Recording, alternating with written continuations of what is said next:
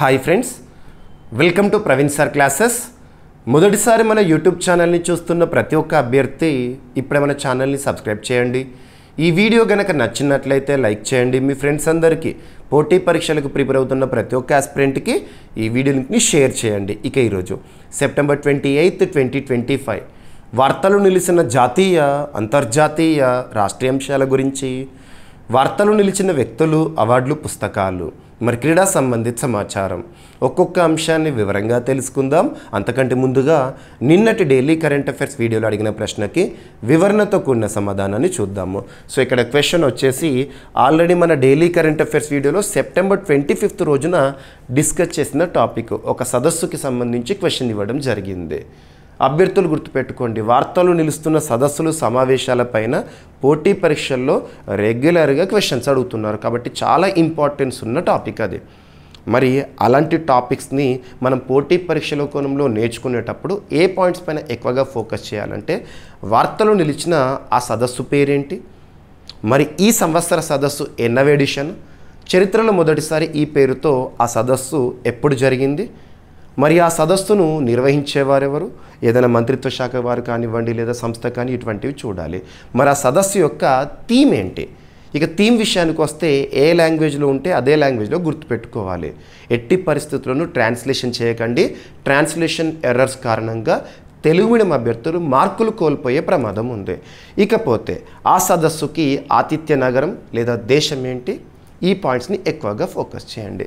So ఇక్కడ observe చేస్తే world food India 2025, so సదస్సు పేరు వచ్చేసి వరల్డ్ ఫుడ్ ఇండియా 2025. ఈ సదస్సు సెప్టెంబర్ 25 రోజున ప్రారంభమై వార్తల్లోకి వచ్చింది. అదే రోజున మన డైలీ కరెంట్ అఫైర్స్ వీడియోలో డిస్కస్ చేయడం జరిగింది. మరి సెప్టెంబర్ 25 రోజున భారత ప్రధాని నరేంద్ర మోదీ గారు ఈ సదస్సుని ప్రారంభించారు. ఈరోజు ముగిసింది సెప్టెంబర్ 28. సో ఈరోజు ముగింపు వేడుకని కూడా మనం చూసాము.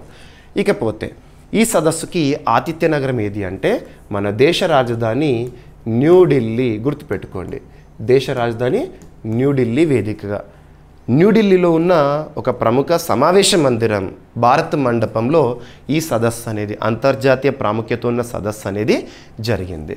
ఇకపోతే ఈ సదస్సు ఏ మంత్రిత్వ శాఖ ఆధ్వర్యంలో నిర్వహించబడుతుంది అంటే, మంత్రిత్వ శాఖ పేరు గుర్తుంచుకోండి, ministry of food processing industries. ప్రస్తుతం ఈ మంత్రిత్వ శాఖకి కన్సర్న్ మినిస్టర్గా ఎవరు విధులు నిర్వర్తిస్తున్నారంటే చిరాగ్ పాస్వాన్ గారు విధులు నిర్వర్తిస్తున్నారు. గుర్తుపెట్టుకోండి. ఇక ఈ సంవత్సర సదస్సు ఎన్నవ ఎడిషన్, మరి 2025 సదస్సు ఈరోజు ముగిసింది కదా, ఇది ఎన్నవ ఎడిషన్ అంటే 4th ఎడిషన్. మరి వరల్డ్ ఫుడ్ ఇండియా పేరుతో సదస్సులు ఏ సంవత్సరం నుండి ప్రారంభమైనాయి అంటే 2017, అంటే అప్పుడు ఫస్ట్ ఎడిషను. ఈరోజు ముగిసిన ఈ సదస్సు 4th ఎడిషన్. గుర్తుపెట్టుకోండి. మరి ఈ సంవత్సర సదస్సు యొక్క థీమ్ ఏంటి అంటే ప్రాసెసింగ్ ఫార్ ప్రాస్పరిటీ అనేది థీమ్. గుర్తుపెట్టుకోండి, ఓకేనా. ఈ పాయింట్స్ ఏ సదస్సుకి సంబంధించినా కూడా, ఏ సమ్మిట్కి సంబంధించినా కూడా ఇదే విధంగా ఇలాంటి పాయింట్స్ని కవర్ చేస్తూ మీ ప్రిపరేషన్ కొనసాగించండి. మన డైలీ కరెంట్ అఫైర్స్ వీడియోని ప్రతిరోజు కూడా మీకు ఈవినింగ్ 7 o'clock అందిస్తున్నాను. ప్రతిరోజు చూడండి. ప్రతి టాపిక్ని కూడా ఇన్ డీటెయిల్గా కవర్ చేస్తున్నాను. వార్తలో నిలుస్తున్న ఒక అంశాన్ని కన్సర్న్ సబ్జెక్ట్ లింక్ చేస్తున్నాను. దానికి జీకే పాయింట్స్ని అడిషన్గా ఇస్తున్నాను. ఈ విధమైన స్ట్రాటజీతో మన ప్రిపరేషన్ని కొనసాగిస్తే రానున్న ఏ పోటీ పరీక్షన, ఏ స్థాయి పోటీ పరీక్షన కరెంట్ అఫైర్స్ కోణంలో 100% సాధించడంతో పాటు జనరల్ స్టడీస్లో మ్యాక్సిమం స్కోర్ చేయగలుగుతాము. ఓకేనా. సో ఇక్కడ అబ్జర్వ్ చేస్తే ఇక మీకు ప్రతిరోజు సాయంత్రం మన యూట్యూబ్ ప్లాట్ఫామ్ ద్వారా వీడియో అందిస్తున్నాను కదా, డైలీ కరెంట్ అఫైర్స్ వీడియో. దానికి సంబంధించిన PDF, each and every word మీకు క్లాస్లో ఎక్స్ప్లెయిన్ చేస్తున్న ప్రతి వర్డ్ కూడా పీడిఎఫ్లో ఉంటుంది. సో డౌన్లోడ్ చేసుకొని చదవండి. అండ్ మన జీవీకే స్టడీ సర్కిల్ యాప్ ఇప్పటివరకు ఇన్స్టాల్ చేసుకొని వారు ఎవరైనా ఉంటే ఈరోజే ఇన్స్టాల్ చేసుకోండి. జీవీకే స్టడీ సర్కిల్ యాప్, అందులో అందుబాటులో ఉన్న ప్రతి కోర్స్ పైన కూడా భారీ ఆఫర్ అనేది అందుబాటులో ఉంచాను. ఈ విజయదశమి సందర్భంగా ఆఫర్స్ని అనౌన్స్ చేయడం జరిగింది. ఆల్రెడీ ఆఫర్స్ అన్నీ కూడా అందుబాటులోకి రావడం జరిగింది. అందులో డైలీ సీఏ అని ఒక కోర్సు ఉంటుంది. ఆ డైలీ సీఏ కోర్సులో మన డైలీ కరెంట్ అఫైర్స్ వీడియోకి సంబంధించిన స్క్రిప్ట్ అంతా కూడా విత్ డౌన్లోడ్ ఆప్షన్ ఉంటుంది. కొన్ని శాంపుల్ పీడిఎఫ్స్ని ఇచ్చాను. ఆ శాంపుల్ పీడిఎఫ్స్ని సెప్టెంబర్ మంత్కి సంబంధించి ఒక 1 వీక్ సంబంధించిన పీడిఎఫ్స్ ఇచ్చాను. డౌన్లోడ్ చేసుకొని చూడండి. అదేవిధంగా మీకు కోర్స్ అనేది ఉంటుంది. ఓకేనా? అందులో కొన్ని ఫ్రీ టెస్టులు కూడా ఉంటాయి. అండ్ జనరల్ స్టడీస్కి సంబంధించిన ఒక టెస్ట్ సిరీస్ని రీసెంట్గా మనం లాంచ్ చేసాము. అందులో కూడా కొన్ని ఫ్రీ టెస్టులని అందుబాటులో ఉంచాను. సో ఈ ఫ్రీ సర్వీసెస్ ఏవైతే ఉంటాయో వాటిని కూడా అవైల్ చేసుకోండి. మన యాప్ ఇన్స్టాల్ చేసుకోండి. ఓకేనా? సో మీకు స్క్రిప్ట్ అంతా కూడా ఈ విధంగా ఎక్స్ప్లెయిన్ చేస్తున్నాను. రైట్? సో ఏ మంత్రిత్వ శాఖ ఆధ్వర్యంలో ఎన్నవేడిషన్ ఇదంతా కూడా ఇందాక ఓవరాల్గా ఎక్స్ప్లెయిన్ చేస్తాను. మరి ఇలాంటి సదస్సు యొక్క ప్రాముఖ్యత ఏంటంటే ఆహార రంగము, ఫుడ్ ప్రాసెసింగ్ సెక్టార్కి సంబంధించి అంతర్జాతీయ పెట్టుబడులను ఆకర్షించడము, సాంకేతికత మరియు సస్టైనబిలిటీ పరంగా భారత్ను ప్రపంచానికి పరిచయం చేసే ఒక అంతర్జాతీయ ప్రాముఖ్యత ఉన్న వేదిక ఇది. ఓకేనా? సరిపోతుంది. మొదటి edition world food India summits మొట్టమొదటిసారి ఎప్పుడు ప్రారంభమైందంటే 2017. సెకండ్ ఎడిషన్ 2023, 2024 లాస్ట్ ఇయర్ జరిగింది 3rd ఎడిషన్. ఈ సంవత్సరం ఈరోజు ముగిసింది 4th ఎడిషన్. ఎనఫ్. ఓకేనా? సరిపోతుంది. రైట్? సో మీకు ఇదంతా కూడా పీడిఎఫ్లో ఉంటుంది, చూడండి. ఓకేనా? సరిపోతుంది. ఇక భారతదేశంలో ఆహార ప్రమాణాలను నిర్దేశించే సంస్థ ఏదంటే food safety and standards authority of India. గుర్తుపెట్టుకోండి. ఓకేనా? సరిపోతుంది. రైట్? ఇక ఈరోజు first topic September 28 UNESCO biosphere నెట్వర్క్లో cold desert. So cold desert Himachal Pradesh రాష్ట్రంలో ఉన్న ఒక కోల్డ్ డిజర్ట్ ఈరోజు యునెస్కోకి సంబంధించి ఒక గుర్తింపుతో వార్తల్లోకి వచ్చింది. అభ్యర్థులు గుర్తుపెట్టుకోండి, రానున్న ఏ పోటీ పరీక్ష అయినా, ఏ స్థాయి పోటీ పరీక్ష అయినా యునెస్కోకి సంబంధించి మనం ఎక్కువ మొత్తంలో ప్రశ్నలను ఎక్స్పెక్ట్ చేయొచ్చు. ఎందుకంటే తరచూ వార్తలు నిలుస్తున్న ఒక అంశం యునెస్కో. ఏదైనా ఒక అంతర్జాతీయ సంస్థ గురించి మనం నేర్చుకునేటప్పుడు ఆ సంస్థకి సంబంధించిన బేసిక్స్ చూడండి ఫస్ట్. సో ఇక్కడ అబ్జర్వ్ చేస్తే యునెస్కో ఫుల్ ఫామ్ ఏంటి? United Nations Educational Scientific Cultural Organisation. United Nations Educational Scientific Cultural Organisation. ఈ సంస్థ యొక్క ప్రధాన కేంద్రం ఎక్కడ? ప్యారిస్. సో ప్యారిస్ కేంద్రంగా పనిచేస్తోంది. ఈ సంస్థ ఏ సంవత్సరంలో ఏర్పాటైందంటే 1945 నవంబర్ 16న ఏర్పాటైంది. యునెస్కో యొక్క ఉద్దేశం ఏంటంటే, ప్రాముఖ్యత ఏంటంటే చరిత్ర, సంస్కృతి, వారసత్వం, ఆచారాలకి సంబంధించి నిదర్శనంగా నిలువుటద్దంగా ఉండే ప్రాంతాలను, కట్టడాలను ప్రత్యేకంగా గుర్తిస్తూ ఉంటుంది. యునెస్కో రకరకాల జాబితాలు విడుదల చేస్తూ ఉంటుంది. ఉదాహరణకు చెప్పాలంటే యునెస్కో విడుదల చేసే వరల్డ్ హెరిటేజ్ సైట్స్ అనే ఒక జాబితా, అందులో రీసెంట్గా మన భారతదేశం నుండి మరాఠా మిలిటరీ ల్యాండ్స్కేప్స్ గుర్తింపుతో వార్తల్లోకి వచ్చింది. దాని చేరికతో UNESCO world heritage sites from India ఎంతకు చేరింది? సంఖ్య 44కి చేరింది. ఇక యునెస్కో విడుదల చేసే ఇంకొక లిస్ట్ ఏంటంటే UNESCO creative cities network list. అందులో ఇప్పటి వరకు యాజ్ ఆన్ దిస్ డే మన భారతదేశం నుండి 8 నగరాలు చోటు పొందినాయి. గుర్తుపెట్టుకోండి, 8. రీసెంట్గా ఉత్తరప్రదేశ్లోని లక్నో సిటీని ఈ క్రియేటివ్ సిటీస్ నెట్వర్క్ లిస్ట్లో గుర్తించండి అని చెప్పేసి భారత ప్రభుత్వం అఫీషియల్గా యునెస్కోకి నామినేషన్ పంపించింది. ఇంకా అఫీషియల్గా డిక్లేర్ కాలేదు. ఇప్పటికైతే 8 ఉన్నాయి ఆ జాబితాలో భారతదేశం నుండి. ఇక యునెస్కోకి సంబంధించి విడుదల చేసే ఇంకొక జాబితా లిస్ట్ ఏంటంటే ఇంటాంజిబుల్ కల్చరల్ హెరిటేజ్ లిస్ట్. ఆ జాబితాలో మన భారతదేశం నుండి ఇప్పటివరకు 15 చోటు పొందినాయి. 15వది గర్బా డ్యాన్స్, చివరిది. ఇక ఈ జాబితాలో ఈ యునెస్కోకి సంబంధించి ఇంటాంజిబుల్ కల్చరల్ హెరిటేజ్ లిస్ట్లో ఛాత్ పూజని కూడా గుర్తించండి అని చెప్పేసి ఇటీవల బీహార్ రాష్ట్ర ప్రభుత్వం చేస్తున్న ప్రయత్నాలు ఇటువంటివి చూస్తున్నాము. ఇక దీంతోపాటు రీసెంట్గా యునెస్కోకి సంబంధించి ఏప్రిల్ 18 ప్రత్యేకత ఏంటి? ప్రపంచ వారసత్వ దినోత్సవం, వరల్డ్ హెరిటేజ్ డే. ఆ ప్రత్యేకమైన దినోత్సవాన మన భారతదేశ సంస్కృతిలో భాగమైన భగవద్గీతని, నాట్యశాస్త్రాన్ని ప్రత్యేకంగా యునెస్కో వరల్డ్ మెమరీ ఆఫ్ రిజిస్టర్లో గుర్తించింది. వాటి చేరికతో 14కు చేరింది మన భారతదేశం నుండి ఆ సంఖ్య. ఇది చూసాము. అండ్ ఇటీవల యునెస్కోకి సంబంధించి తరచూ టెంటేటివ్ లిస్ట్ అనేది వార్తల్లోకి వస్తుంది. టెంటేటివ్ లిస్ట్ యునెస్కో తాత్కాలిక జాబితా అని చెప్పేసేసి, అంటే ఆ జాబితాలో ఏవైతే స్థానం పొందుతాయో వాటినే ఫ్యూచర్లో మనం వరల్డ్ హెరిటేజ్ సైట్స్గా చూడొచ్చు. మరి ఆ టెంటేటివ్ లిస్ట్ అనేది ఈ సంవత్సరంలో 3 సార్లు వార్తల్లోకి వచ్చింది. మార్చ్లో 6 ప్రాంతాల గురించి చూసాము, జూన్లో 1 చూసాము, రీసెంట్గా సెప్టెంబర్ మంత్లో 7 చూసాము. అంటే 14 చూసాము ఈ యునెస్కోకి సంబంధించి టెంటేటివ్ జాబితాలో ఈ సంవత్సరము. ఇకపోతే రీసెంట్గా లాస్ట్ 1 వీక్లోనే వాద్నగర్ అంటే నరేంద్ర మోదీ గారి స్వస్థలం, దానిని యునెస్కో వరల్డ్ హెరిటేజ్ సైట్గా గుర్తించండి, ఆల్రెడీ టెంటేటివ్ లిస్ట్లో ఉంది ఇది అని చెప్పేసి భారత ప్రభుత్వం మినిస్ట్రీ ఆఫ్ కల్చర్ వారు అఫీషియల్గా లేఖ రాశారు సెప్టెంబర్ 17th రోజున. దాని గురించి చూసాము. సో ఇలా చెప్పుకుంటూ పోతే ఇటీవల సారనాథ్ యునెస్కోకి సంబంధించి వార్తల్లోకి వచ్చింది, ప్రత్యేకంగా ఫోకస్ చేయండి. వాటన్నిటి గురించి కూడా మీకు చెప్పేస్తున్నాను. ఇక యునెస్కో విడుదల చేసే ఇంకొక జాబితా ఏంటంటే UNESCO man and biosphere programme. UNESCO man and biosphere programme. ఈ ప్రోగ్రామ్ని యునెస్కో 1971 ఇయర్లో ప్రారంభించింది. భారతదేశంలో ప్రస్తుతం ఉన్న బయోస్ఫియర్ రిజర్వ్స్ మొత్తం భారతదేశంలో ఎన్ని బయోస్ఫియర్ రిజర్వ్స్ ఉన్నాయంటే 18 ఉన్నాయి. ఆ 18లో యునెస్కో మ్యాన్ అండ్ బయోస్ఫియర్ ప్రోగ్రాంలో చోటు పొందినవి 12 అని ఇప్పటివరకు నేర్చుకున్నాము. ఈరోజు 13వది వార్తల్లోకి వచ్చింది. ఆ 13వదే ఈ cold desert of Himachal Pradesh. గుర్తుపెట్టుకోండి. So UNESCO man and biosphere ప్రోగ్రాంలో న్యూ అప్డేట్ అనేది ఇప్పుడు చూడడం జరుగుతుంది. ఇదొకటి ఇంపార్టెంట్.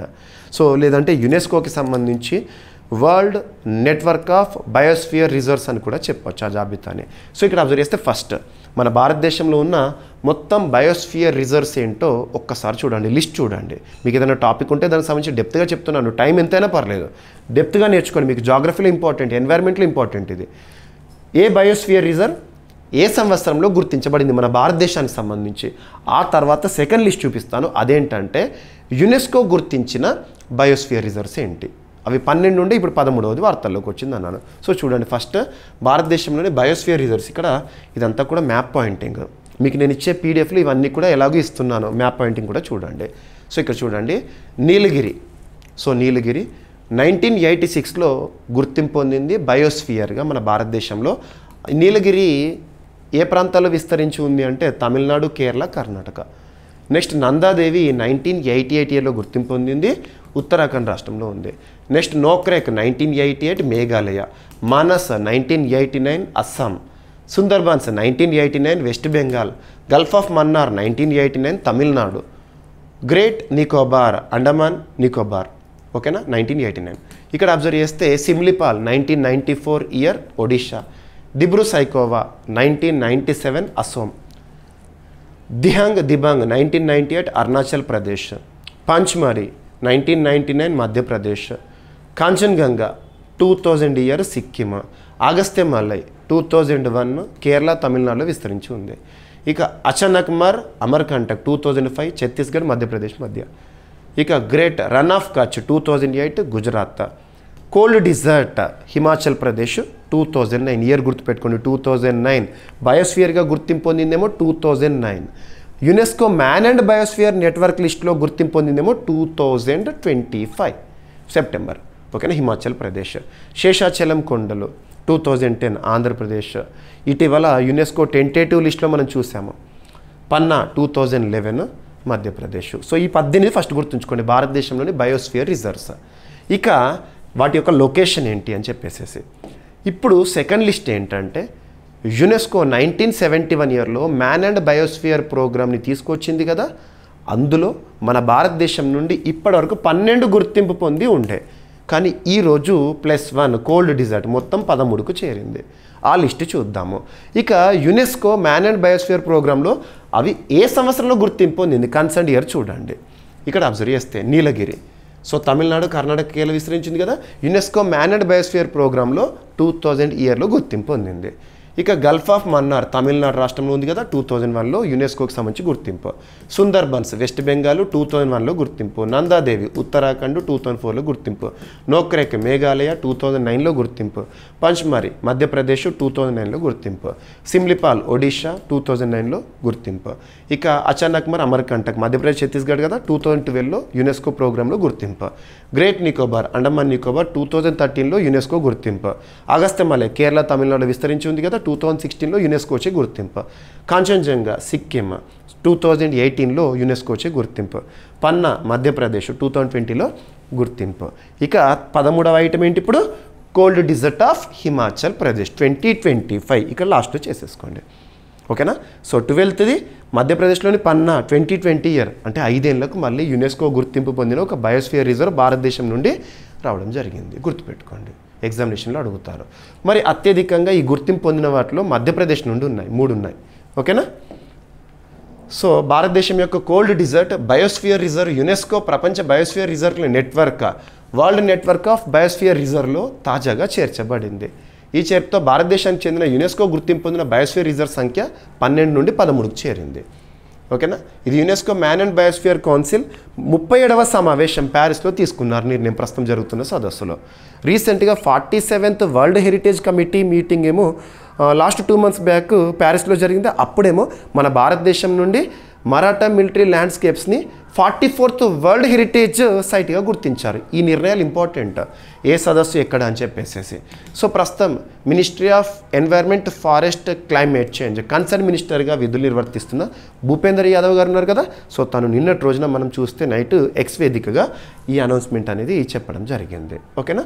సరిపోతుంది. ఇక కోల్డ్ డిజర్ట్ యొక్క ప్రత్యేకతలు. లాహౌల్ స్పితి జిల్లా హిమాచల్ ప్రదేశ్లో ఉంది.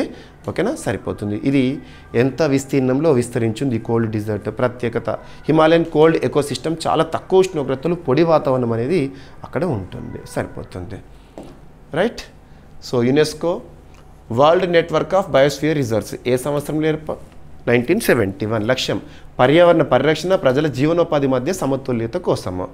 భారత్లో మొదటిగా గుర్తింపు పొందింది ఏందని అడుగుతారు. నీలగిరి 2000 ఇయర్లో. ఓకేనా? మధ్యప్రదేశ్లో ఇప్పటి వరకు ఈ మ్యాన్ అండ్ బయోస్ఫియర్ ప్రోగ్రాంలో 13 చేరింది సంఖ్య. హయ్యెస్ట్ ఏ రాష్ట్రం నుండి అంటే మధ్యప్రదేశ్ నుండి. సో ఆ 3 ఏంటంటే పశ్చిమ ఒకటి, అచానక్ మరొకటి, పన్నా. రైట్? సో ప్రపంచవ్యాప్తంగా ఇన్ని గుర్తింపు పొందింది 136 దేశాల్లో. ఎనఫ్. సో ఈ విధంగా ఏ టాపిక్నైనా కూడా డెప్త్గా చదవండి. మీకు జాగ్రఫీ అండ్ ఎన్వైర్న్మెంట్ సబ్జెక్ట్లో భాగంగా ఇంపార్టెంట్ అప్డేట్. వార్తలు నిలుస్తున్న ఒక అంశాన్ని సబ్జెక్ట్ లింక్ చేస్తున్నాను. ఇక్కడ ఇంత సబ్జెక్ట్ ఇచ్చాను నేను, స్టాటిక్ పాయింట్స్ ఇచ్చాను, కాంటెంపరీ ఇష్యూ ఇచ్చాను, జీకే పాయింట్స్ ఇచ్చాను. సో ఇక చెప్పండి, ఏ ఎగ్జామ్ అయినా కూడా మనం మ్యాక్సిమం మార్క్స్ స్కోర్ చేయొచ్చు కదా, ఆలోచించండి. ఓకేనా? ఇక నెక్స్ట్, భారతదేశంలో ఇప్పటికే 2022 సంవత్సరంలో రామ్సర్ సైట్గా గుర్తింపు పొందిన ఒక చిత్తడి నేల పర్యావరణ సంరక్షణ సంబంధిత అంశంతో వార్తల్లోకి వచ్చింది.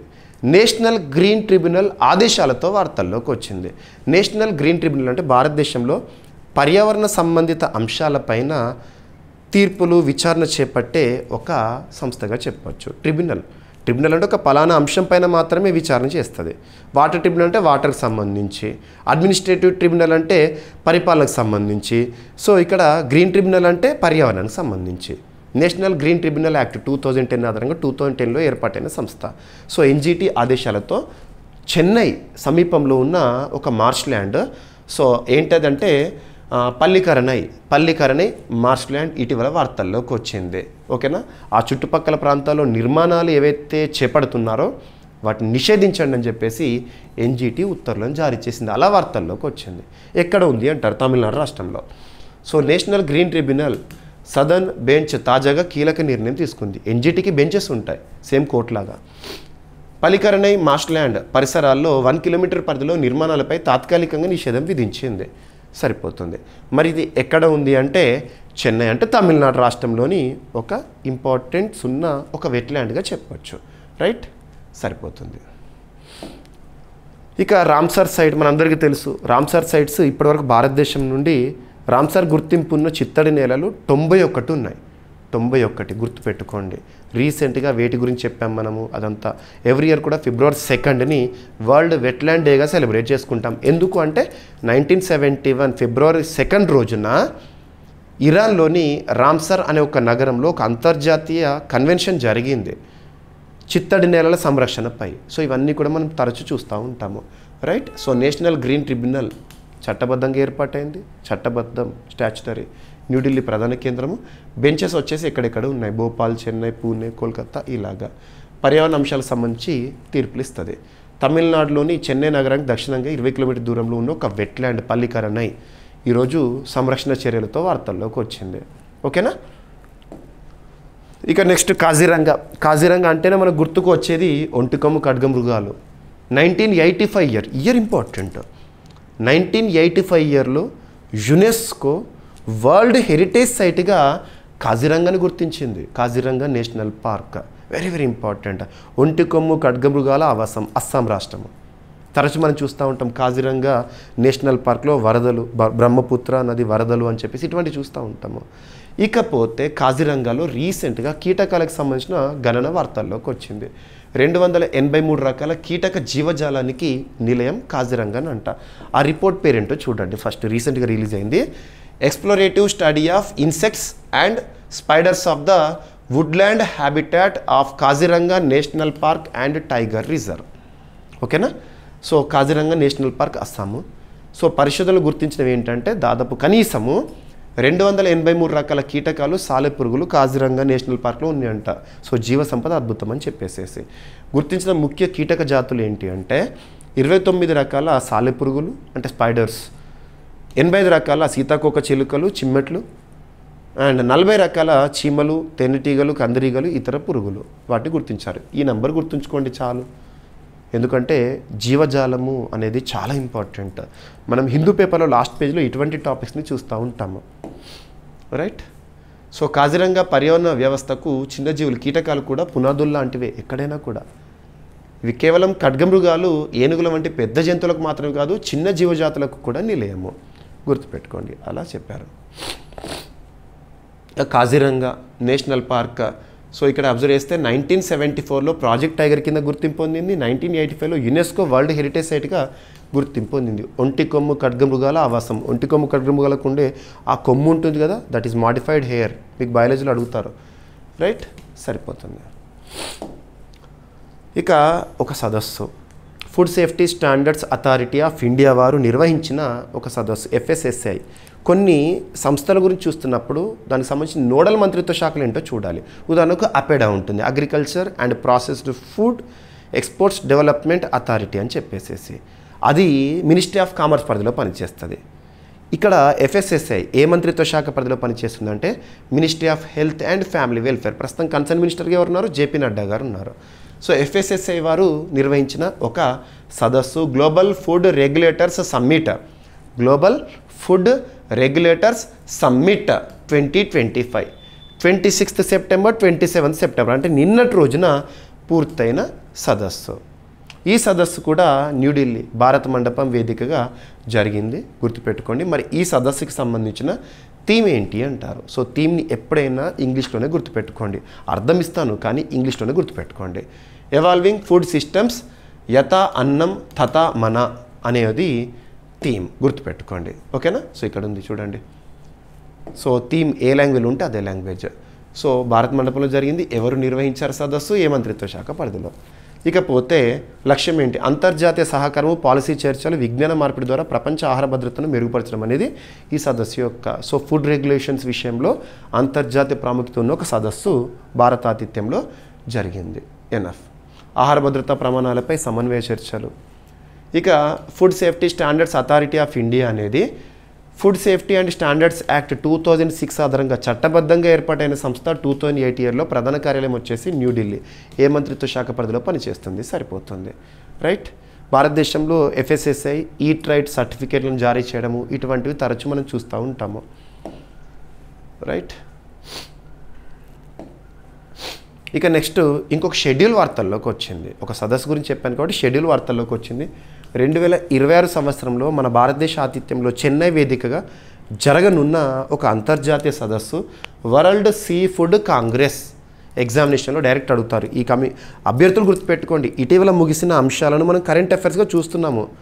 లాస్ట్ 1 year 1.5 year వరకు కూడా టాపిక్స్ని అడుగుతున్నారు ఎగ్జామినేషన్స్లో. దాంతోపాటు ఏదైనా అఫీషియల్ షెడ్యూల్ వార్తల్లోకి వచ్చిందనుకోండి, అఫీషియల్గా డిక్లేర్ అయిందనుకోండి, దానిపైన కూడా అడుగుతారు. సో ఇక్కడ అఫీషియల్ డిక్లరేషన్. సో 2026 సంవత్సరంలో భారతదేశ ఆతిథ్యంలో చెన్నై వేదికగా జరగనున్న ఒక సదస్సు world sea food congress. So sea ఫుడ్కి సంబంధించి, మత్స్యరంగానికి సంబంధించిన ఒక ప్రత్యేకమైన సదస్సు. ఓకేనా. సో వరల్డ్ సీ ఫుడ్ కాంగ్రెస్కి భారత్ మొదటిసారిగా ఆతిథ్యము ఇవ్వనుందంట నెక్స్ట్ ఇయర్ 2026 చెన్నై తమిళనాడులో 2026 సంవత్సరంలో. ఈ అంతర్జాతీయ సీ ఫుడ్ సమ్మిట్ ప్రతి 2 ఏళ్లకు ఒకసారి జరుగుతుంది. అది మన భారతదేశ ఆతిథ్యంలో మొదటిసారి 2026లో జరగబోతోంది. సముద్ర ఆహార ఉత్పత్తిలో ప్రపంచంలో 6వ స్థానంలో భారత్ ఉందంట. ఆసియాలో 2వ అతిపెద్ద దేశము సముద్ర ఆహార ఉత్పత్తుల విషయంలో చైనా తర్వాత. ఓకేనా. సో ఈ సదస్సుకి ప్రముఖ పారిశ్రామికవేత్తలు, శాస్త్రవేత్తలు హాజరవుతారంట. మరి భారతదేశంలో ఈ సమావేశాన్ని నిర్వహించబోతున్న సంస్థ పీడిఏ వెంచర్స్, గుర్తుపెట్టుకోండి. ఓకేనా. గతంలో ఏ దేశాల్లో నిర్వహించారు ఇలాంటి సదస్సు అంటే కెనడా, నెదర్లాండ్స్, ఆస్ట్రేలియా, ఐస్లాండ్ అలా. ఓకేనా. వరల్డ్ సీ ఫుడ్ కాంగ్రెస్ అనేది 1999 ఇయర్. ఇక నిర్వహణ సంస్థ international association of fish inspectors. ఓకేనా. ఇక భారతదేశంలో మత్స్యరంగానికి సంబంధించి ఎంపెడా అనే సంస్థ కీలక పాత్ర పోషిస్తోంది. Marine products export development authority, ఇది కూడా మినిస్ట్రీ ఆఫ్ కామర్స్ పరిధిలో పనిచేస్తుంది. ఓకేనా. ముఖ్యంగా మత్స్యరంగానికి సంబంధించిన ఎగుమతుల్లో కీలక పాత్ర పోషిస్తుంది ఇది. ఇక భారతదేశం ఇండియా ఈజ్ కోస్టల్. మనకు అబ్జర్వ్ చేస్తే ఇండియా ఈజ్ పెనిన్సులా, మనకి కోస్ట్ లైన్ ఉంది. 9 రాష్ట్రాలు తీరరేఖని పంచుకుంటున్నాయి. గుజరాత్, మహారాష్ట్ర, గోవా, కర్ణాటక, కేరళ, తమిళనాడు, ఆంధ్రప్రదేశ్, ఒడిశా, వెస్ట్ బెంగాల్. దీంతోపాటు కేంద్రపాలిత ప్రాంతాలు దయ్యూ దమన్, దాద్రా నగర్ హవేలీ కానివ్వండి, లక్షద్వీపులు కానివ్వండి, పుదుచ్చేరి కానివ్వండి, and at the same time Andaman Nicobar కానివ్వండి, సముద్ర సరిహద్దు అనేది ఉంది. ఓకేనా. ఇక ఇంకొక సమ్మిట్, ఒక సదస్సు sustainable mountain development summit 12th edition అనేది రీసెంట్గా వార్తల్లోకి వచ్చింది. సెప్టెంబర్ 26th, 27th నిన్నటి రోజున ముగిసిన ఒక సదస్సు. ఉత్తరాఖండ్ రాష్ట్రంలోని డెహ్రాడూన్ వేదికగా ముగిసిన సదస్సు. సస్టైనబుల్ అనే పదం వినగానే మనకు సస్టైనబుల్ డెవలప్మెంట్ గోల్స్ గుర్తొస్తాయి. సుస్థిర అభివృద్ధి లక్ష్యాలని చెప్పేసేసి ప్రపంచంలోని ప్రతి దేశము 2015 నుండి 2030 సంవత్సరం వరకు సాధించాల్సిన 17 లక్ష్యాలు 17 గోల్స్ ఉంటాయి, గుర్తుపెట్టుకోండి. ఇక్కడ సస్టైనబుల్ మౌంటైన్ డెవలప్మెంట్ సమ్మిట్ ఆతిథ్య నగరం ఏంటి అని అడుగుతారు. సో ఎవరు నిర్వహించారు చూద్దాము. సో నిర్వహణ సంస్థ ఇంటిగ్రేటెడ్ మౌంటైన్ ఇనిషియేటివ్ వారు నిర్వహించారు. ఇక్కడ డెహ్రాడూన్, ఉత్తరాఖండ్, దూన్ యూనివర్సిటీలో నిర్వహణ. 12th ఎడిషన్ ఈ సంవత్సరం. సస్టైనబుల్ మౌంటైన్ డెవలప్మెంట్ సమ్మిట్ ఈ సంవత్సరం 12th ఎడిషన్. పర్యావరణ, ఆర్థిక, సామాజిక సవాళ్లకు పరిష్కార మార్గాలు సూచించేందుకు ఒక ఫోరంగా చెప్పచ్చు ఈ సదస్సుని. శాస్త్రవేత్తలు, పాలసీ మేకర్స్ వాళ్ళందరూ కూడా ఈ సదస్సుకు వచ్చి హాజరవడం జరిగింది. మౌంటైన్ ఏరియాస్ని ఎలా ప్రొటెక్ట్ చేయాలి అలాంటివన్నీ కూడా. ఓకేనా. సో ఇక్కడ అబ్జర్వ్ చేస్తే మొట్టమొదటి సదస్సు 2011 సంవత్సరం నైనిటాల్, ఉత్తరాఖండ్లో జరిగింది. ఈ సంవత్సరం 12వ ఎడిషన్ డెహ్రాడూన్, ఉత్తరాఖండ్. ఓకేనా. అప్పటి నుండి ప్రతి ఏడాది భారతీయ హిమాలయన్ రాష్ట్రాల్లో వరుసగా నిర్వహిస్తున్నారు. ఎవరు నిర్వహిస్తున్నారు? సంస్థ, నిర్వహణ సంస్థ ఇంపార్టెంట్. ఇంటిగ్రేటెడ్ మౌంటైన్ ఇనిషియేటివ్ 2011లో ఏర్పాటైన సంస్థ న్యూఢిల్లీ కేంద్రంగా పనిచేస్తుంది. భారతదేశంలో హిమాలయన్ ప్రాంత అభివృద్ధిని స్థానికంగా కానివ్వండి అభివృద్ధి చేస్తున్న సంస్థ. రైట్. భారతదేశ హిమాలయన్ ప్రాంతం చూస్తే ఇందులో 13 రాష్ట్రాలు, కేంద్రపాలిత ప్రాంతాలు ఉంటాయి. 13 రాష్ట్రాలు, కేంద్రపాలిత ప్రాంతాలు. జమ్మూ కాశ్మీర్, లడాక్, హిమాచల్ ప్రదేశ్, ఉత్తరాఖండ్, సిక్కిం, అరుణాచల్ ప్రదేశ్, నాగాలాండ్, మణిపూర్, మిజోరం, త్రిపుర, మేఘాలయ, అస్సాం, వెస్ట్ బెంగాల్ ఇవన్నీ కూడా. ఓకేనా. ఈ ప్రాంతం దేశంలోని మొత్తం భూభాగంలో 16.2% హిమాలయన్ రీజన్, జనాభాలో 4%ని అకామిడేట్ చేస్తుంది. రైట్. మరి ఈ సదస్సులో ఏ అంశాలను చర్చిస్తారు అంటే గ్లాషియర్ క్షయం, అంటే గ్లాషియర్స్ డిగ్రేడ్ అవుతున్నాయి, దాన్ని ఎలా ప్రొటెక్ట్ చేయాలి, అకాల వర్షాలు, వరదల గురించి కానివ్వండి, అటువంటివన్నీ, అవలాంచెస్, ఇటువంటి అన్నీ కూడా డిస్కస్ చేస్తారు. ఇక సైన్స్ అండ్ టెక్నాలజీలో ఇంపార్టెన్స్ ఉన్న టాపిక్. సైన్స్ అండ్ టెక్నాలజీ భాగంగా మనం చాలా ఇన్నోవేషన్స్ గురించి చూస్తున్నాం. పరిశోధనలు, ఏ పరిశోధన, ఏ శాస్త్రవేత్తలు చూస్తే సరిపోతుంది. దాని ప్రొసీజర్ ఏంటి, ప్రిన్సిపల్ ఏంటి, ఆ ప్రక్రియ ఏంటి అడగరు ఎగ్జామినేషన్లో. మనం aspirants something of that particular topic should be known, that's it. ఇక్కడ అబ్జర్వ్ చేస్తే ఎడారిని సాగుభూమిగా మార్చే సాంకేతిక విజయము. ఇక్కడ అబ్జర్వ్ చేయండి.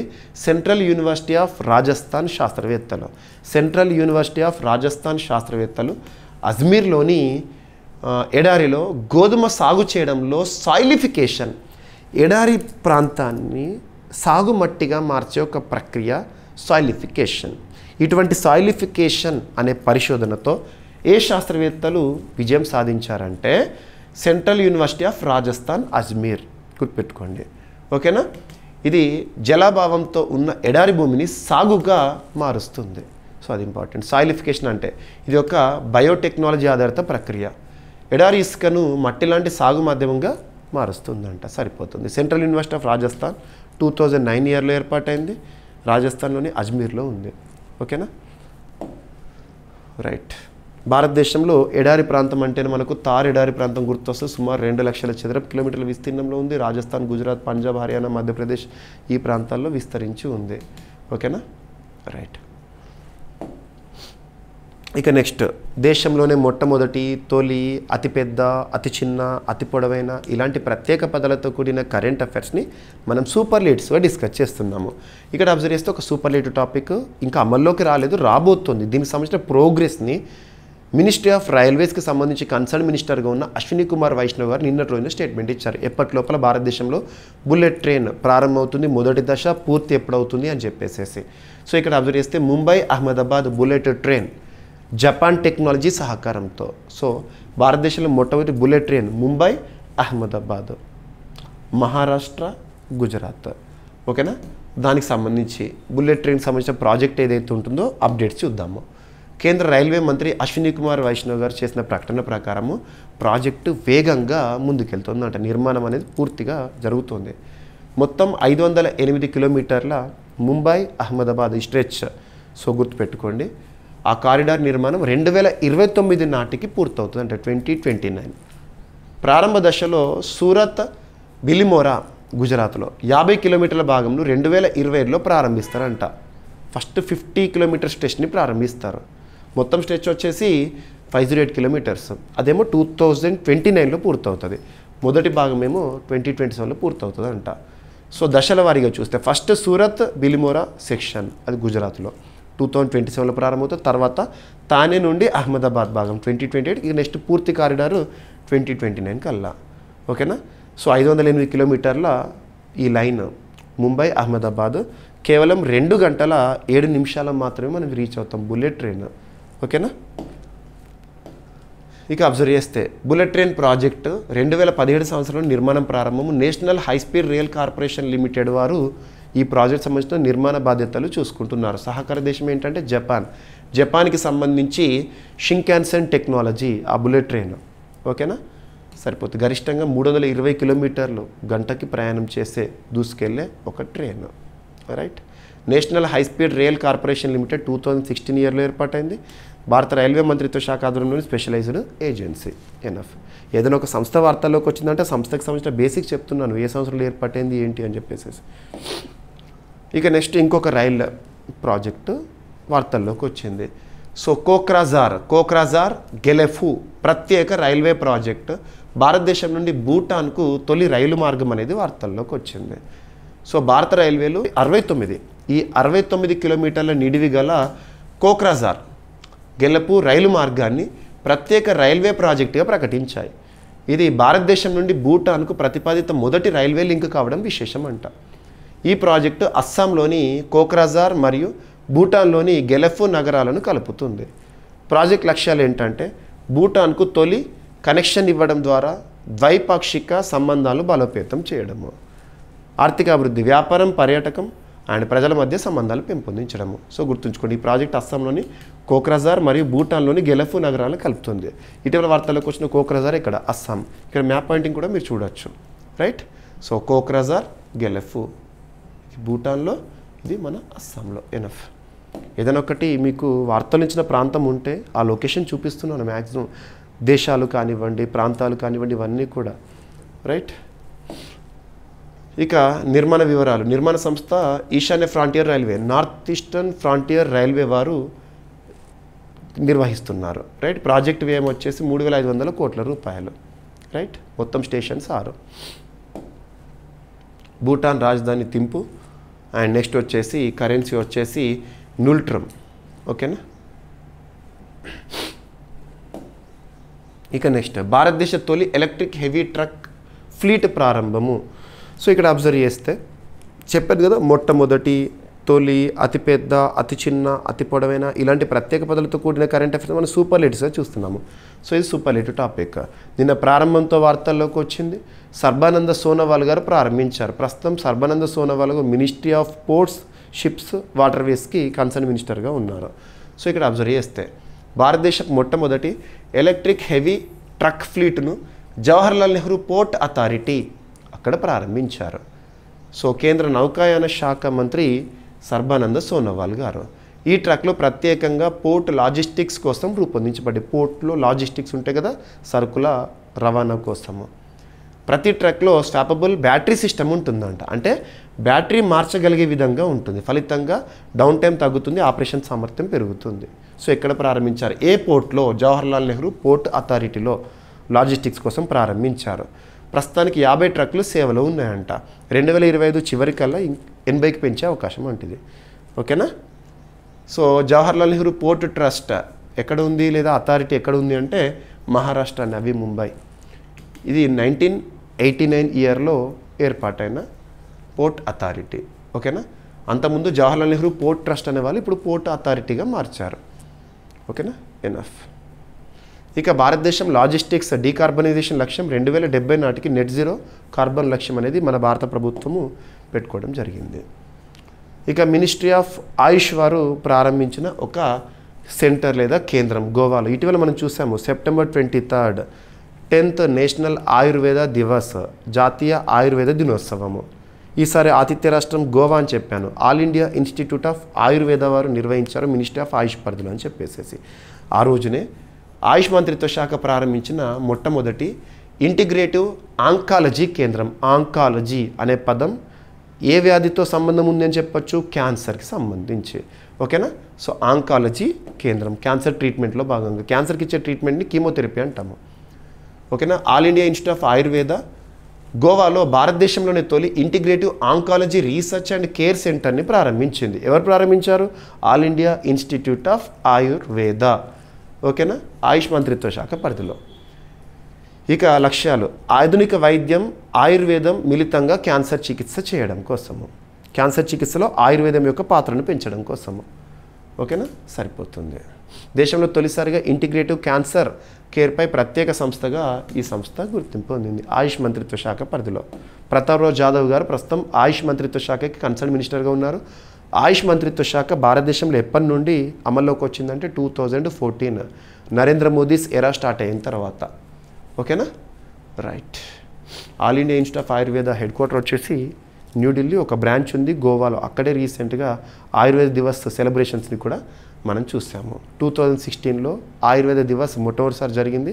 గతంలో దివాళీ ముందు రోజు ధన్వంతరి జయంతిని ఆయుర్వేద దివస్గా జరుపుకునే వాళ్ళము. కానీ ఈ సంవత్సరం 2025 నుండి సెప్టెంబర్ 23నే ఇక ప్రత్యేకంగా ఆయుర్వేద దివస్గా జరుపుకోవడం అనేది ప్రారంభమైంది. ఈ సంవత్సరం 10th ఆయుర్వేద దివస్.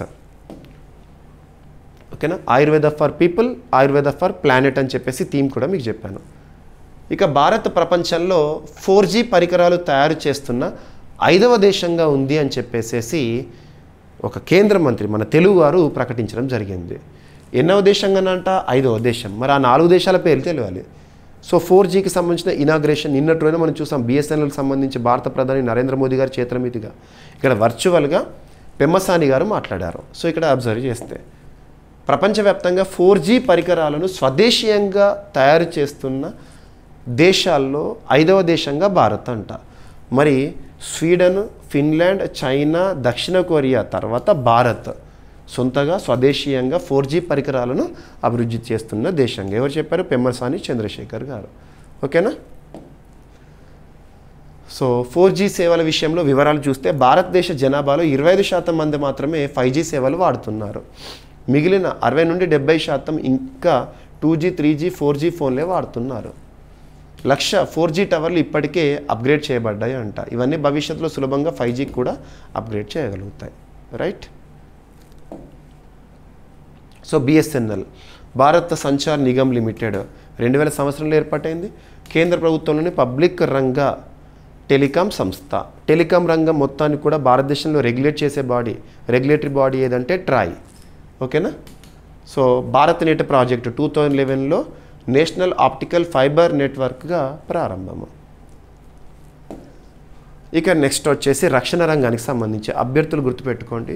రక్షణ రంగానికి సంబంధించి ప్రశ్నలు లేకుండా ప్రశ్నపత్రమే ఉండదు. అది ఏ పోటీ పరీక్షనా, ఏ స్థాయి పోటీ పరీక్షనా. ఎందుకు అంతగా చెప్తున్నానంటే మనం ప్రతిరోజు రక్షణ రంగానికి సంబంధించి 1 or 2 టాపిక్స్ని వార్తల్లో చూస్తున్నాము. రక్షణ రంగానికి సంబంధించి 6 సెగ్మెంట్స్గా మీరు చదవండి ప్రిపరేషన్లో భాగంగా. ఫస్ట్ వార్తలు నిలుస్తున్న విన్యాసాలను చూడండి. సెకండ్ వచ్చేసి రక్షణ రంగానికి సంబంధించిన దిగుమతులను చూడండి, డిఫెన్స్ ఇంపోర్ట్స్. థర్డ్ వచ్చేసి రక్షణ రంగ నివేదికలు, రిపోర్ట్స్ చూడండి. ఫోర్త్ వచ్చేసి ఇటీవల డిఫెన్స్ అక్విజిషన్ కౌన్సిల్ రక్షణ రంగ అవసరాల కోసం వేటికి ఆమోద ముద్ర వేసింది. ఫిఫ్త్ వచ్చేసి రక్షణ రంగ ఒప్పందాలు. సిక్స్త్ వచ్చేసి పూర్తి స్వదేశీ పరిజ్ఞానంతో లేదా మన భారతదేశంలో తయారవుతున్న రక్షణ రంగ ఉత్పత్తుల పైన. సో ఇక్కడ అబ్జర్వ్ చేస్తే ఒక ఎయిర్ డిఫెన్స్ మిసైల్ సిస్టమ్ అనేది వార్తల్లోకి వచ్చింది.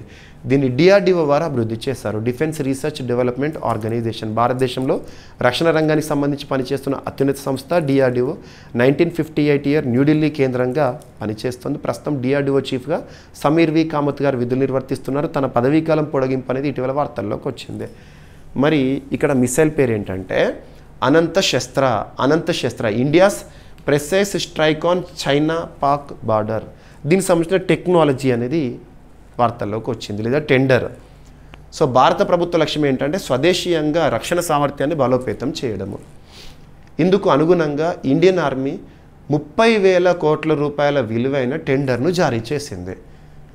టెండర్ అనంత శస్త్ర అనే సర్ఫేస్ టు ఎయిర్ మిసైల్ వ్యవస్థకు సంబంధించి జారీ చేయబడింది.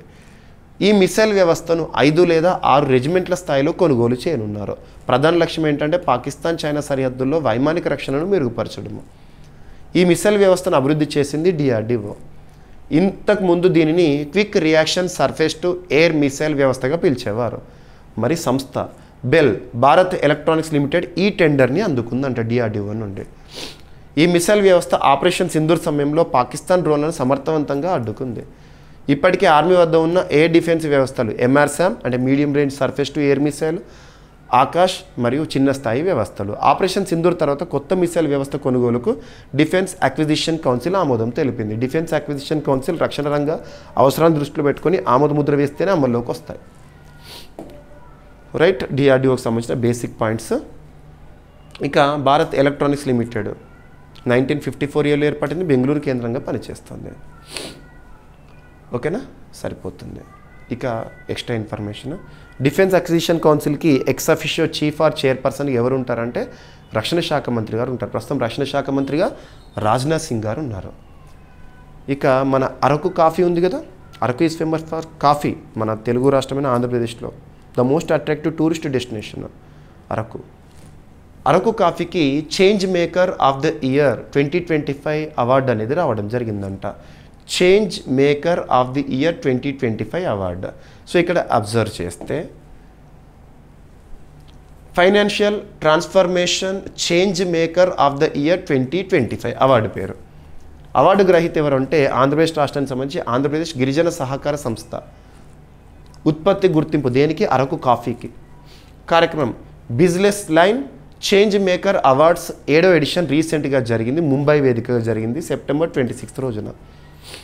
అందులో అవార్డుని అందించిన వారు ఎవరంటే కేంద్ర పెట్రోలియం సహజ వాయువుల శాఖ మంత్రిగా ఉన్న హర్దీప్ సింగ్ పూరి గారు. సో హర్దీప్ సింగ్ పూరి గారు, ఓకేనా. మరి అవార్డును స్వీకరించిన వారెవరు?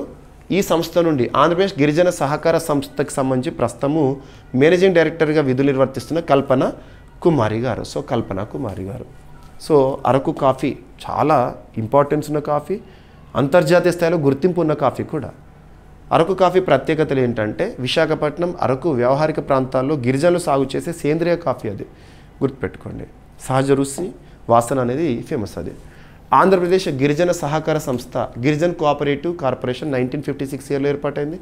విశాఖపట్నం ప్రధాన కార్యాలయం. లక్ష్యం గిరిజన రైతుల నుంచి వన్య ఉత్పత్తులను సేకరించి నేరుగా మార్కెట్ చేర్చడం. మనకు కామన్గా గిరిజనులు కొండ ప్రాంతాల్లో నివసించేవారు, వారు స్థానికంగా సేంద్రియంగా పండించే ఉత్పత్తులు ఏవైతే ఉంటాయో వాటిని సేకరించి మార్కెటింగ్ సౌకర్యాలు చేయడం కోసము ఈ సంస్థ పనిచేస్తుంది. రైట్, తాజా మిషన్ ఈ సంస్థ ఏం చేసిందంటే ఏ కప్ ఆఫ్ చేంజ్ ద్వారా అరకు కాఫీని గ్లోబల్ బ్రాండ్గా నిలబెడుతోంది. రైట్, ఇక business line change maker awards 2017 నుండి స్టార్ట్ అయినాయి. ఏ సంస్థ అంటే ద హిందూ బిజినెస్ లైన్ వారు. ఇక క్రీడలకి సంబంధించి సో 18 ఇయర్స్ ఆఫ్ ఏజ్లోనే వైకల్యం ఏ విధంగా ఉన్నా కూడా ప్రపంచానికి తనేంతో పరిచయం చేసుకున్న శీతల్ దేవి మరొకసారి వార్తల్లోకి వచ్చింది. శీతల్ దేవి ప్రపంచ పారా ఆర్చరీ ఛాంపియన్గా నిలిచింది. సో సెప్టెంబర్ 27 నిన్నటి రోజున పారా వరల్డ్ ఆర్చరీ ఛాంపియన్షిప్ సౌత్ కొరియాలో గ్వాంజూలో జరుగుతుంది కదా, అందులో ఛాంపియన్గా పారా వరల్డ్ ఆర్చరీ ఛాంపియన్గా 18 సంవత్సరాల వయసులోనే మన భారత పారా ఆర్చర్ శీతల్ దేవి ఎవరిపైన గెలిచారో చూడండి. 2025 సెప్టెంబర్ 27న దక్షిణ కొరియాలోని గ్వాంగ్జూలో జరిగిన పారా వరల్డ్ ఆర్చరీ ఛాంపియన్షిప్ మహిళల కాంపౌండ్ ఓపెన్ ఫైనల్లో శీతల్ దేవి స్వర్ణ పతకం గెలుచుకుందంట. ఆమెకు ఇది మొదటి ప్రపంచ పారా ఛాంపియన్షిప్ టైటిల్ కావడం విశేషం. శీతల్ దేవి జన్మతః 2 చేతులు లేకున్నా కూడా దృఢ నిశ్చయంతో ఆర్చరీలో తనకంటూ ప్రత్యేక గుర్తింపు పొందింది. ఓకేనా. ఫైనల్లో టర్కీకి చెందిన ఓజ్నూర్ క్యూర్ గిడ్స్పై విజయం సాధించింది. రైట్, సరిపోతుంది. World archery federation headquarter Lausanne, Switzerland. ఏదైనా క్రీడకి సంబంధించిన సంస్థ వార్తల్లోకి వచ్చింది అంటే ఆ సంస్థ అంతర్జాతీయ స్థాయిలో నిర్వహణ నియంత్రణ బాధ్యత నిర్వహిస్తుంది ఆ క్రీడకు సంబంధించి, కాబట్టి దాని హెడ్ క్వార్టర్ ఇక్కడ ఏ సంవత్సరంలో ఏర్పాటైందో చూడాలి. పారా ఆర్చరీ అంటే దివ్యాంగులకు సంబంధించిన ఆర్చరీ విభాగము. రైట్. ఇక 2024 ప్యారిస్ పారాలింపిక్స్లో శీతల్ దేవి ఒక రికార్డు సృష్టించారు. ఎక్కడ జరిగింది? ఫ్రాన్స్, ప్యారిస్లో. ఇక ఈరోజు ప్రశ్న ప్రతి ఒక్కరు సమాధానం ఇవ్వండి. పదవీకాలం పొడిగింపుతో వార్తలు నిలిచిన భారత ప్రస్తుత అటార్నీ జనరల్ ఎవరు? అటార్నీ జనరల్ గురించి తెలిపే రాజ్యాంగ ప్రకటన ఇది. మన దేశంలోనే అత్యున్నతమైన రాజ్యాంగంలో ఏ ఆర్టికల్ అటార్నీ జనరల్ గురించి తెలుపుతుంది? సింపుల్, నిన్న క్లాస్లో ఎక్స్ప్లెయిన్ చేశాను. ఇక ఈరోజు టాపిక్స్ని మనం క్విక్ రివిజన్ చేస్తే, సో ఫస్ట్ వచ్చేసేసి యునెస్కో బయోస్ఫియర్ నెట్వర్క్లో కోల్డ్ డిజర్ట్, సో 13కు చేరింది సంఖ్య. అండ్ పల్లికరణై మార్ష్ల్యాండ్ లేదా చిత్తడి నేల సంరక్షణ చర్యలతో వార్తల్లోకి వచ్చింది నేషనల్ గ్రీన్ ట్రిబ్యునల్ ఆదేశాలతో. ఇక కాజీరంగా నేషనల్ పార్క్లో కీటక జీవజాలానికి సంబంధించిన గణాంకాలు. ఇక global food regulator summit Bharat Mandapam న్యూఢిల్లీలో జరిగింది. థీమ్ ఏంటి? ఎవరు నిర్వహించారు సదస్సుని? And world sea food congress ఇటీవల వార్తల్లోకి వచ్చింది. నెక్స్ట్ ఇయర్ భారతదేశ ఆతిథ్యంలో చెన్నైలో జరగబోతోంది. And sustainable mountain development summit Dehradun, ఉత్తరాఖండ్లో జరిగింది. ఈ సంవత్సరం ఎడిషన్ 12th. అండ్ ఎడారిని సాగుభూమిగా మార్చే సాంకేతిక విజయం రాజస్థాన్ శాస్త్రవేత్తలు, సెంట్రల్ యూనివర్సిటీ ఆఫ్ రాజస్థాన్ శాస్త్రవేత్తలు సాధించిన విజయం. అండ్ భారతదేశంలో మొట్టమొదటి బుల్లెట్ ట్రైన్ లైన్కి సంబంధించి నిర్మాణ పనులకు సంబంధించిన అప్డేటు. అండ్ కోక్రాజార్ గెలెఫ్ ప్రత్యేక రైల్వే ప్రాజెక్టు ఇటీవల వార్తల్లోకి వచ్చింది. అండ్ భారతదేశ తొలి ఎలక్ట్రిక్ హెవీ ట్రక్ ఫ్లీట్ ప్రారంభం ఎక్కడ? జవహర్లాల్ నెహ్రూ పోర్ట్ ఆధ్వర్యంలో, మహారాష్ట్రలో. అండ్ ఆయుష్ మంత్రిత్వ శాఖ వారు ప్రారంభించిన దేశంలోనే తొలి ఇంటిగ్రేటివ్ ఆంకాలజీ కేంద్రం ఎక్కడంటే గోవా రాష్ట్రంలో. నెక్స్ట్, భారత్ ప్రపంచంలో 4G పరికరాలు తయారు చేస్తున్న 5వ దేశంగా నిలిచింది అని చెప్పేసి పెమ్మసాని గారి ప్రకటన. ఇక అనంత శస్త్ర స్వదేశీ ఎయిర్ డిఫెన్స్ మిసైల్ సిస్టమ్ ఇటీవల వార్తల్లోకి వచ్చింది టెండర్ సంబంధిత అంశంతో. అండ్ అరకు కాఫీకి change maker of the year 2025 award రావడం జరిగింది. సో ఎవరు స్వీకరించారు, ఎవరు పురస్కారం ఇచ్చారు? అండ్ శీతల్ దేవి ప్రపంచ పారా ఆర్చరీ ఛాంపియన్గా నిలిచింది. ప్రస్తుతం జరుగుతున్న పారా వరల్డ్ ఆర్చరీ ఛాంపియన్షిప్ వేదిక సౌత్ కొరియాలోని గ్వాంగ్జూ. ఇక ఈరోజు ప్రశ్న, పదవీకాలం పొడిగింపుతో వార్తలు నిలిచిన భారత ప్రస్తుత అటార్నీ జనరల్ ఎవరు? అటార్నీ జనరల్ గురించి తెలిపే రాజ్యాంగ ప్రకటన ఏంటి? సో ప్రతి ఒక్కరూ సమాధానం ఇవ్వండి. అండ్ ప్రతి ఒక్కరు కూడా మన యాప్ని ఇన్స్టాల్ చేసుకోండి, GVK study circle app. So మన యాప్లో అందుబాటులో ఉన్న ప్రతి కోర్స్ పైన భారీ ఆఫర్ అనేది ఉంది. అండ్ అందులో డైలీ సిఏ కోర్స్ ఉంటుంది. అందులో మీకు యూట్యూబ్ క్లాసెస్ సంబంధించి స్క్రిప్ట్ ఏదైతే ఉంటుందో అందులో కొన్ని శాంపుల్ పీడిఎఫ్స్ కూడా ఉన్నాయి. సో చూడవచ్చు మీరు. ఓకేనా. యాప్ ఇన్స్టాల్ చేసుకొని ఈ కోర్సెస్ని పొందండి. ఓకేనా. ఏమైనా మిస్లేనియస్ టాపిక్స్ ఉన్నాయనుకోండి, నో నీడ్ టు వర్రీ. రేపటి క్లాస్లో జోడించి మళ్ళీ డిస్కస్ చేద్దాం. రేపు కలుద్దాం. Thank you.